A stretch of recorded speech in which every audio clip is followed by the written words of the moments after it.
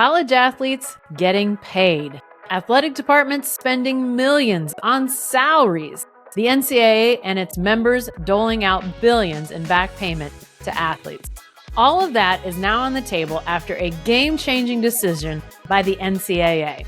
Does it all make your head spin? Well, Ross Dellinger, college sports writer with Yahoo Sports, can help you make sense of it. I can't wait to dive into this with him now on the Jenni Carlson Show. But before that, I want to encourage you to subscribe. First to my YouTube channel, at Jenni-Carlson. Just hit that subscribe button. It's easy, it's free, but it really helps me a bunch. Then I hope you'll subscribe to my Substack. You can subscribe for free, or if you want to support my work with a paid subscription, those start at $8 a month. I hope you consider subscribing no matter what level at jennicarlson.substack.com. Well, Ross, hey, thanks so much for joining us. First of all, I know it has been crazy busy for you. Good grief. Yeah. It's been a long few weeks or months or year, maybe years. I feel like the last time we had, a real summer was before COVID. So it's been a long few years. Yeah. And I know if people go on to Yahoo Sports, they'll see, it seems like you're writing something about this House versus NCAA, the deal that was struck about a week ago. It seems like you're writing about 3 or 4 things a day. I can't imagine. You just, there's never ending sources of stuff to write right now. You're right on that. There's a lot of questions. Everything's so new. I think that there's endless, angles to this thing. And, I'm trying to answer everybody's questions, and my own. And it's difficult to do. It's kind of like I told somebody, it's been like, putting together a really complicated puzzle while you're been drinking and while you're, juggling flaming knives or something. God. It's because you don't really want to screw up anything. I have, I've screwed up one specific thing and it was kind of minor, and I knew that would probably happen because of the amount of stuff coming out. But it's just like, it's hard. And it's been a real complicated issue. Somebody asked me the other day if I have a law degree, and I'm like, are you crazy? No, I don't have a law degree, but I'm working on an honorary one, I guess.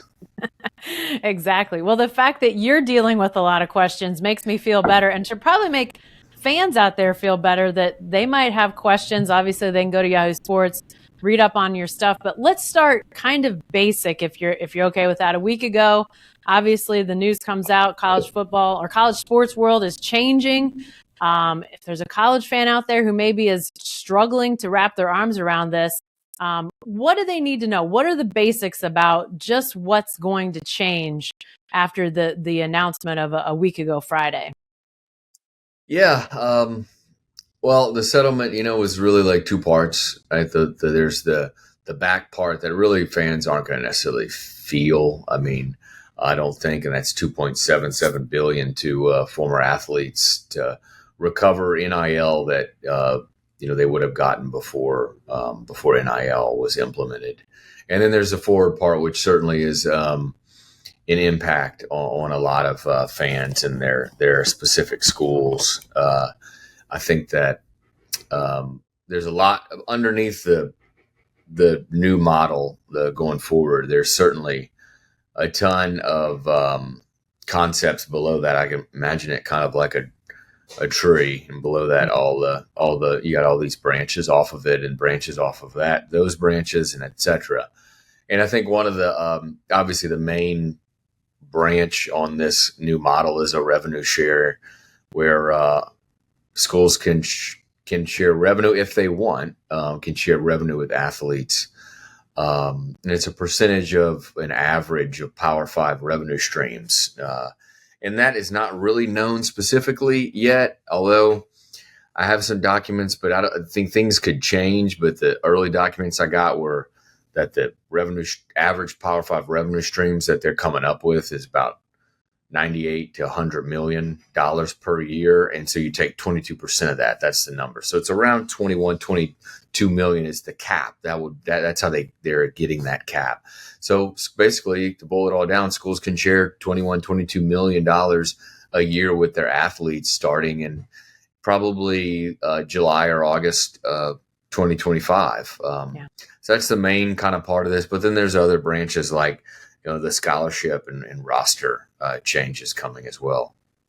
I wanted to ask you one quick question about the settlement, because I agree. I don't think that's as impactful to the average fan necessarily, but the NCAA deciding to settle that and do the back payments, what's the why behind that? Were they just afraid of what could come out of those court cases, or why do this deal, like you said, $2.77 billion in back payments over 10 years to past athletes? What's the why behind that in your estimation?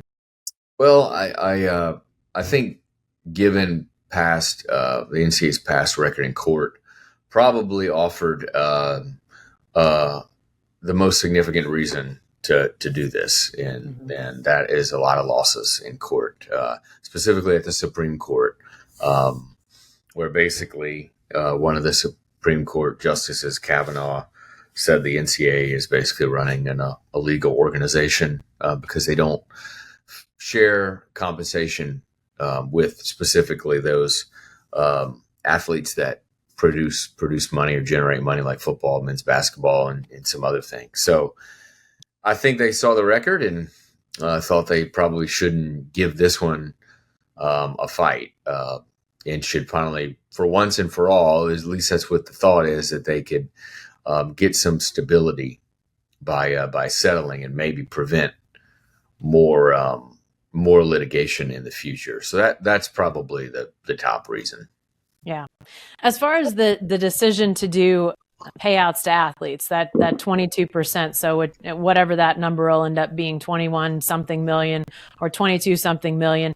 So that's a max. Schools will, I assume, have to go out and raise that money to pay that. Is that, I mean, how does that factor into revenue production at individual schools and that pot of money? Is that just on them to go out and potentially raise that in addition to what they're already raising? Or what's your best guess, and what are you hearing from schools on how they intend to try to have the money for those types of bills? Well, a couple things. I think number one, there are probably a handful of power schools. I'm going to guess that there's 12 to 15 that are probably generating a portion of that, a decent amount of that, whether that's 12 or 15 million through their collective, their NIL collective. And, the theory is you just move that over or keep it there. Depends on kind of who you listen to about that situation. But so they already have, I think, a portion of that from donors. I think if you're the Big Ten and SEC, you have new revenue streams on the way from the college football playoff expansion, and from new TV deals. You'll have money coming in. I mean, the Big 12 or the Big Ten and SEC probably by 27, maybe by 26. Their distribution to each of their schools will probably increase by $15-20 million from now. So again, there's about the money coming. Now, if you're other leagues like the ACC and Big 12, you're looking for untapped revenues to generate. And the SEC and Big 10 are doing that as well. In fact, at SEC meetings, there was at a story a couple of days ago about one of the big untapped revenues, which is corporate sponsorships on the football field, on fields, and potentially on jerseys with like jersey patches. And there'll be more about that because there's rules against that. And those are under discussion. So it's kind of twofold. I think a lot of people have generated that money through NIL booster collectives. I think there's also a need and a movement right now to grow revenue in various different ways.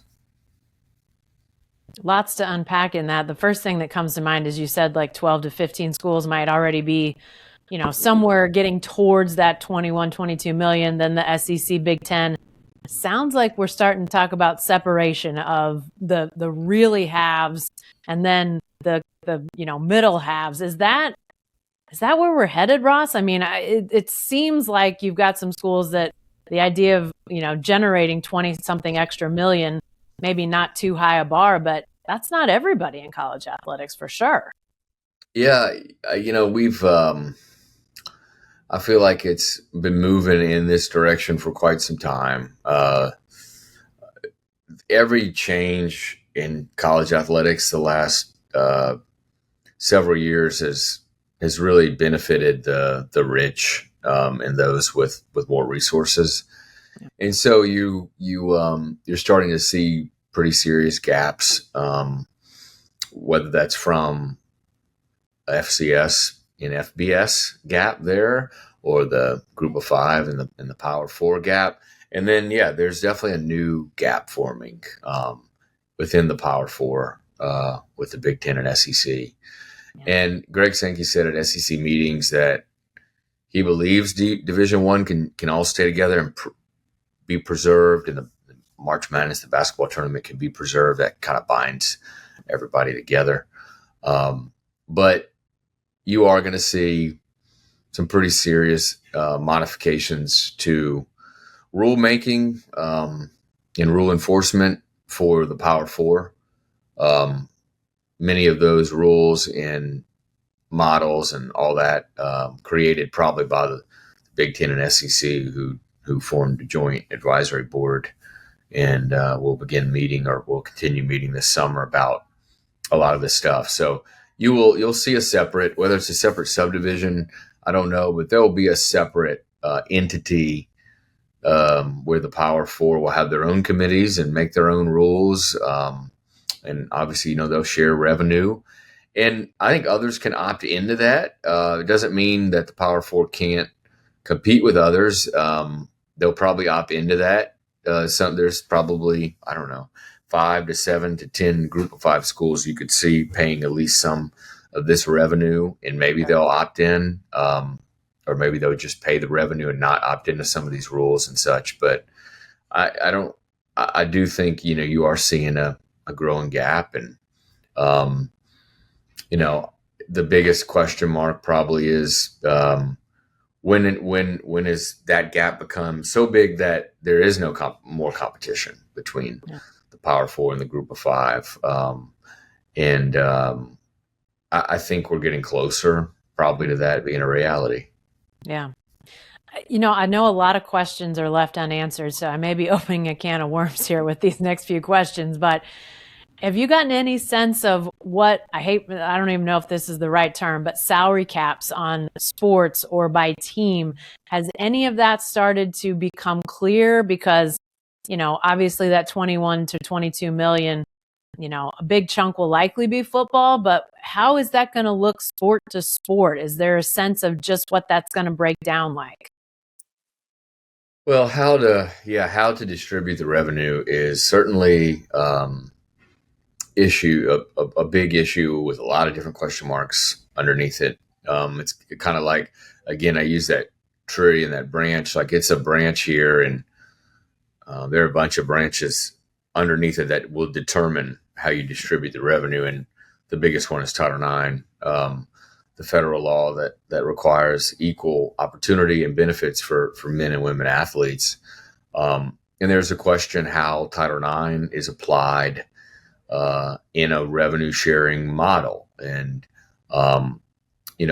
there wasn't really much clarity on that at SEC meetings. I don't think there's a lot of clarity in general across the country on that, which is why in the end, it probably will end in a courtroom with litigation in a lawsuit. But for now, I think there's schools are trying to seek some clarity on that. So the question is, do you have to take that, say it is 20 million of a cap, and do you have to take 10 million of that and pay women athletes?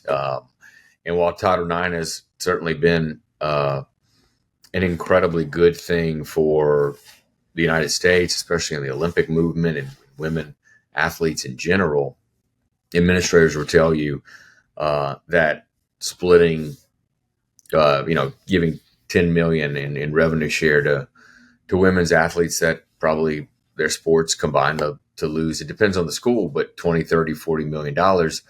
They'll say it's not good business sense. And they'll kind of say we're a business now. And that doesn't make good business sense. And then that also leaves a gap in football and maybe in men's basketball, but certainly in football. There are football teams right now that probably are splitting upwards of 13, 14 million dollars to their roster. And you think about the cap, right? You think about maybe 9 or 10 million. If you include men's basketball, maybe 6 or 7 million will only go to football if you have to split it 50-50. That's a problem, right? Because you're going to have another lawsuit from football players who will probably say, we're not getting enough of the revenue that we're generating. And that's where either another lawsuit will come in from football player. It's kind of one of those tricky situations, because if you split it evenly, you could get lawsuits from football players, number one, and number two, you could open up the door for the continued existence of collectives and third parties to subsidize football. But if you don't split it evenly, you're looking at, for sure, lawsuits over Title IX and potentially congressional issues over Title IX. So damned if you do, damned if you don't. Right. Well, and I was going to ask you about, NIL obviously has been all the rage these last few years. With this structure, could outside NIL money still be part of packages for athletes, or does this cut out the possibility of maybe, say, like a national advertising campaign that an athlete gets paid for? What's the sense of just how that factors in, or is that dead as this comes in fall of 2025? Yeah, it does all depend kind of on the athlete. I think that athletes can enter in under the settlement. They can enter into third party NIL deals.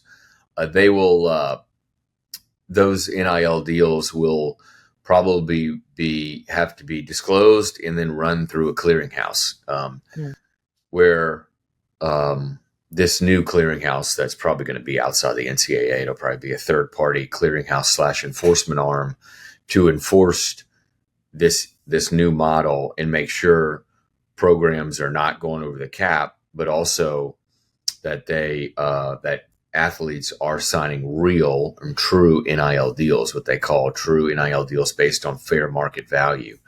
And I think this clearinghouse will determine that.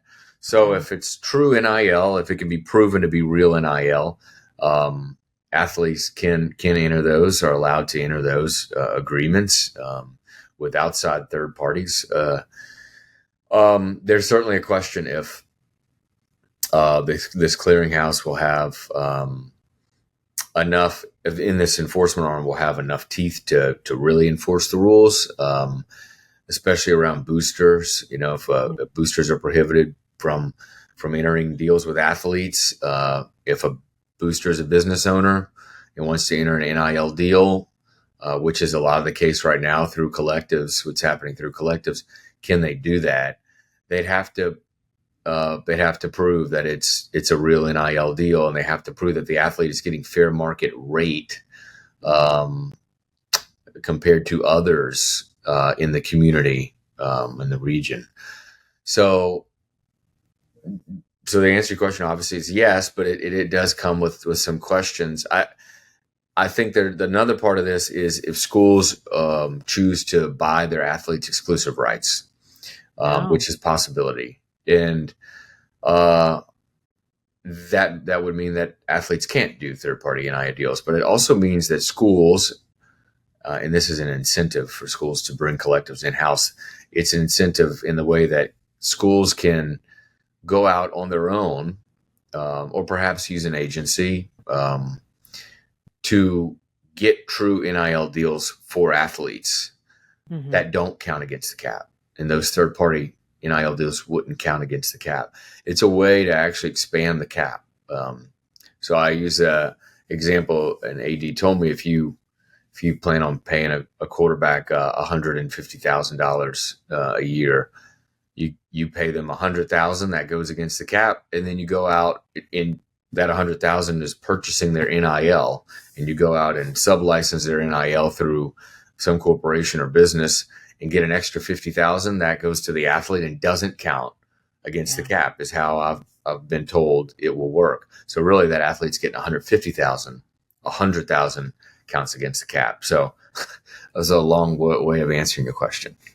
Yeah, but this is obviously, it's such a complicated issue, and it still feels like so much has yet to sort of be played out because there's so many layers of this whole thing. But I think one of the questions that a lot of people are asking, Ross, is what is college athletics going to look like as all of this kicks in? I mean, you mentioned like corporate sponsorships, logos on jerseys, on the field, whatever the case might be. I've heard the word venture capitalist thrown around. I'm sure you've heard similar types things, and probably even more as you've reported this so extensively. But I guess the question a lot of people are wondering is college sports going to resemble the college sports that they've come to know and love to this point, or is it going to look so different that people may be turned off? Is there any way to know what college sports will look like once this all really kicks in? Well, I think no, not really. I think the theory or assumption would be that it's going to look a lot more like professional sports, where you're going to have potentially binding contracts between an athlete in school, and you're going to have salaries like you do in the NFL. And you're going to have the commercialization, I think, in many aspects of universities, like we talked about earlier with corporate sponsors and such. So it is going to look different. I like to kind of describe it as college athletics has been kind of it's in the middle of a transformation in breaking out from being an amateur entity. And I should not say all of college athletics, right? Major college athletics, really not even FBS, but Power Four. Major college athletics is such a big business that it's breaking the mold of the amateurism and kind of exploding into this professional organization, which it's been for a while now. And I know there are a lot of people, probably many of your listeners, who disagree with it, don't like the change. I'm a, lifelong college football fan who is, I would describe as a traditionalist in a lot of ways, and don't like necessarily a lot of the changes that are coming. But we, quote unquote, air quotes, are to blame for all of it. And those within college athletics are to blame, the leaders who for so long put off not compensating football players specifically for the revenue that they generate, and instead taking that revenue and either building the gaudy facilities or increasing coaching salaries, or even pumping it back just into the department in general, which is a good thing, right? For Olympic sports and women's sports, it's a great thing. But a segment of that money probably always was intended, or should have been intended, for the athletes that do generate it. And there's just too much money. In the courts, in-state lawmakers, but specifically the courts, have said, there's too much money involved. You have to split some of the money, and if you don't, we're basically going to continuously hammer you with losses that are going to cost you a lot of money. And so college sports, I think, go back to your original question of why settle this. I think leaders have finally realized, all right, we have to change and do this. And that's part of the settlement. The popularity caused everything to change. There was so many millions in there. Something had to be done different.